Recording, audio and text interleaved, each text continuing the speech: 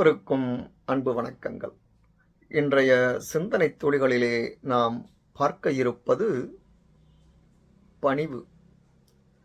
பிறப்புக்கும் இறப்புக்கும் இடையிலான இடைவெளியே வாழ்க்கை.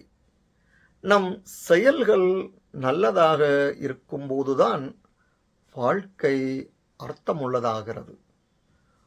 3 விஷயங்கள் மனித குலத்தை வளர்க்கத் தூண்டுகிறது. அது ஒன்று கூட்டுறவு, தோழமை மற்றும் ஒற்றுமை. சக மனிதர்களுடன் ஒத்துழைத்து இயற்கையுடன் கூட்டுறவாக இருந்து இறைவனுடன் இணக்கமாக வாழ வேண்டும். அவ்வாறு செய்ய தவறினால் கடுமையான விளைவுகளை சந்திக்க நேரிடும். மனிதகுலம் தலைமுறைகளாக இயற்கையை துன்புறுத்துகிறது. இயற்கை மனித குலத்தை மன்னித்து வருகிறது. ஆனால் இது இனி தொடராது.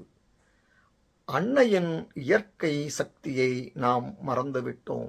எனவே இயற்கையிடம் பணிவுடன் தலைவணங்க கற்றுக்கொள்வோம். மனிதனால் உருவாக்கப்பட்ட சட்டங்கள் உள்ளன. உலகளாவிய சக்தியால் நமக்கு வழங்கப்பட்ட தெய்வீக சட்டத்தைத்தான் நாம் தர்மம் என்று அழைக்கிறோம். தண்டனைக்கு பயப்படுவதால் மனிதனால் உருவாக்கப்பட்ட சட்டங்களை மீறாமல் இருக்க முயற்சிக்கிறோம். தர்ம சட்டத்தை மீறுவதும் விளைவுகளை ஏற்படுத்தும். பிரபஞ்சத்தின் சட்டமான தர்மத்தை மாற்றவோ திருத்தவோ முடியாது.